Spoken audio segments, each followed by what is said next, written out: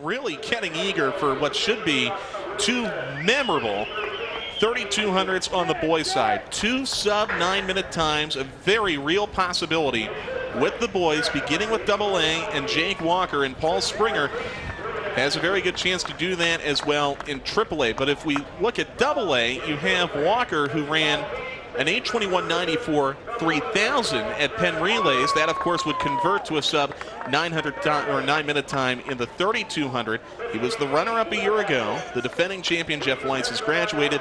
Walker's the clear favorite to win the race. The bigger question is, can he go sub 9 minutes?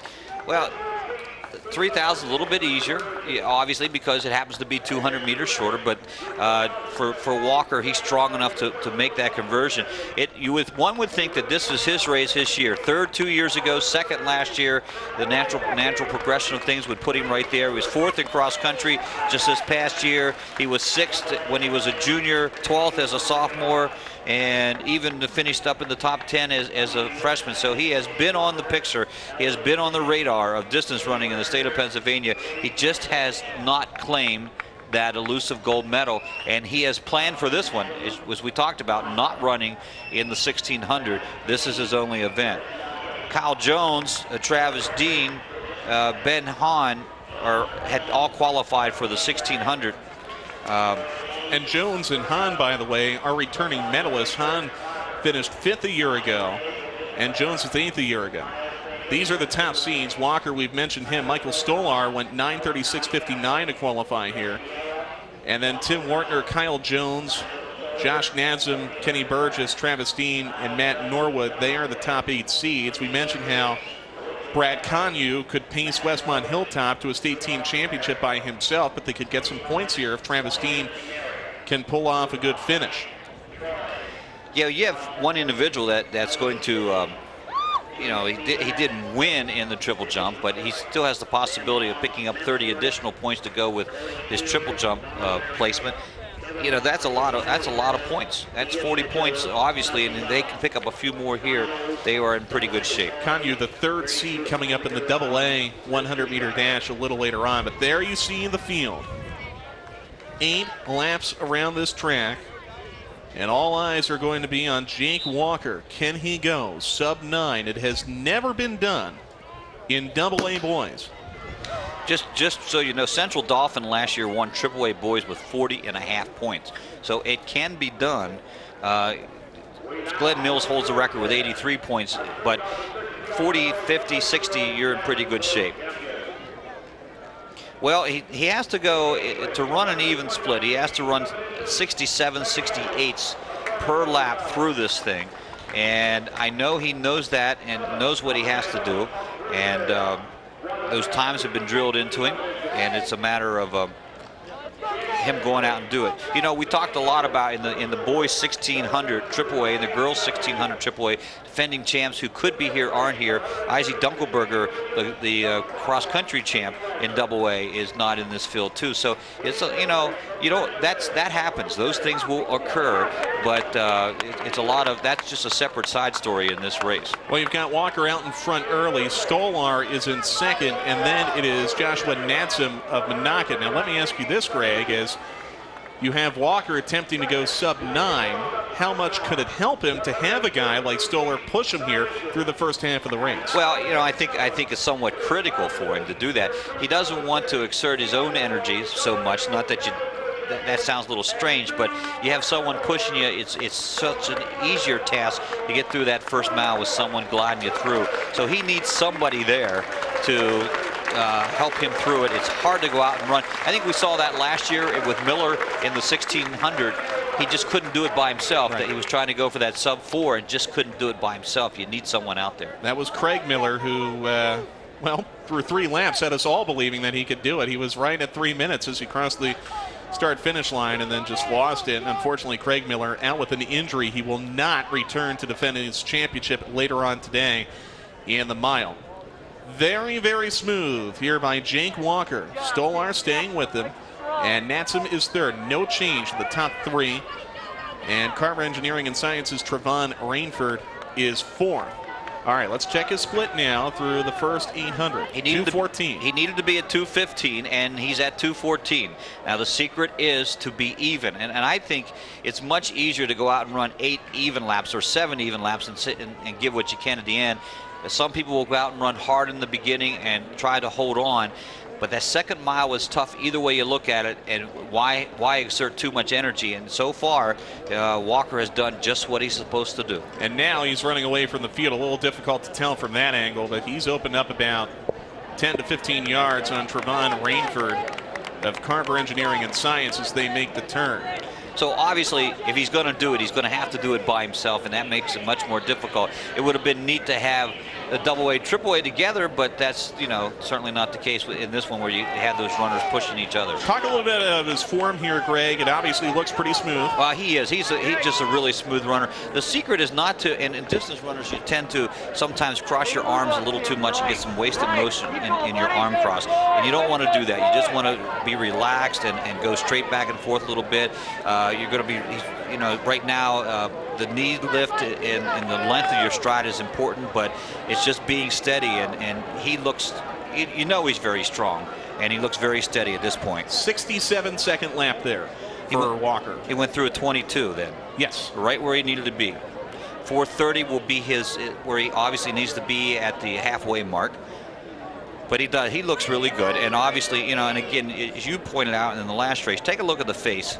If it's not grimacing too much, no, they're in pretty good shape, and he looks like he's just out having just a little jog in the park here right now. 30-yard lead now for Walker over Rainford. Rainford was the number 15 seed from Carver Engineering and Science, out to a very, very nice opening half. There you see the battle for second. Rainford pacing Stolar from Mercyhurst Prep. But Walker will come to the halfway point now. He's got to be at a 4:30 to be on pace for that 9-minute time. He's at 4:20 now, so it looks like he's going to be right on the line as he comes to the start-finish line.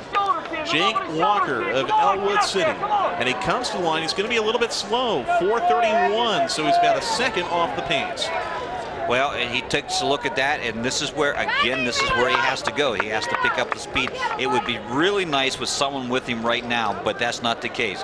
And so he just has to keep on going. Look at that gap. It is a big gap, and I think, you know, as much as I know he'd like to go under 9, if I was Jake Walker, and having the stellar career that he's had, a 3rd place finish, a 2nd place finish here, a 4th place finish in cross country, give me number 1. Yeah. Any way I can get it. We talked about Craig Miller last year and his failed pursuit for the 4-minute mile.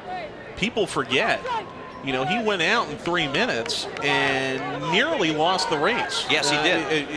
He ended up winning, but he gave up so much time on that final lap in that pursuit of 4 minutes that it almost cost him a gold medal. And as you said, Walker has never won gold in anything. This is the only time we'll see him on the track today. It's now or never for him. Well, the crowd trying to get behind him a little bit here, and that's what he needs. He needs some energy transferred from somewhere, and it's got to be this crowd. And maybe as it goes on, he needs to be at 5:47. Oh, he's well under that. That can't 5:40. be. Wow. So he went out and blistered. He ran a 70-second lap there. If that time is, or a 69-second lap. Beg your pardon. Yeah, that, I mean, you know, he needed to run 67. I might have been wrong with my calculations. Well, in any event, 2.5 laps to go. Should have been a 37. It was a 40. I'm sorry. Yeah. So he's 3 seconds off. And again, here's a situation where he's not being pushed by anyone.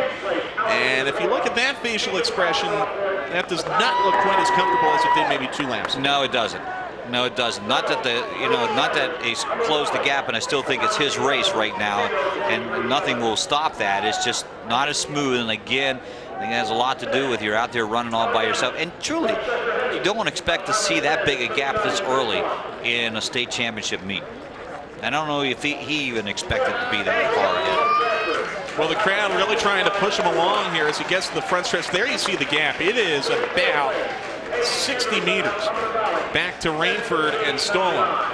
And Walker comes to the line at a 6:49.5 with 2 laps to go. So he's really got to hustle here. Yeah, he's got to go on this one. It's going to be tough. It's going to be tough. But still a great race from him. Now he has the advantage. He's going to start lapping people. And even though it's certainly not the people that are in the race, it gives you someone to look up to and get your eyes off the track and look up at the backs and go by them. And when you go by them with such ease to it, it just generates a little bit of excitement there. You know, lost in all of this is Walker really starts to kick on the backstretch. Lost in all of this, the state record is still a possibility. It's a 9:04.09.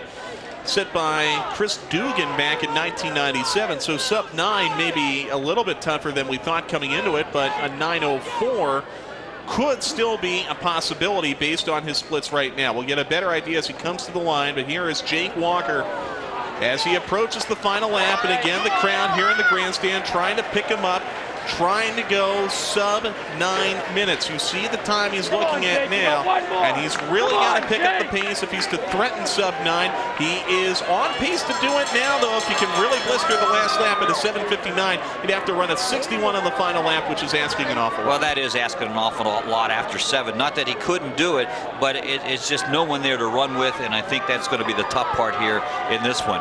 Now, a 65-second final lap, which is certainly doable, would be state record. Yes, it would. And now he has the advantage, and he has picked up the pace coming down the backstretch. He starts seeing all those runners he can lap, so he has someone to shoot for, and I think it is a possibility. He's running very hard. We'll see what he's at the 220 mark to go, 200 to go. He's at 32, so he ran a 33, which is a 66, so yes, he can do it.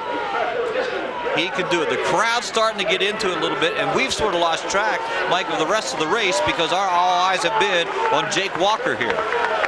Jake Walker, as the crowd comes to its feet, trying desperately for the sub 9 minute time. That will not happen, but it will be perhaps a state record time for Jake Walker. And what an effort. What an effort for Jake Walker, the senior, is a gold medalist finally. Is it a record? It is. State record.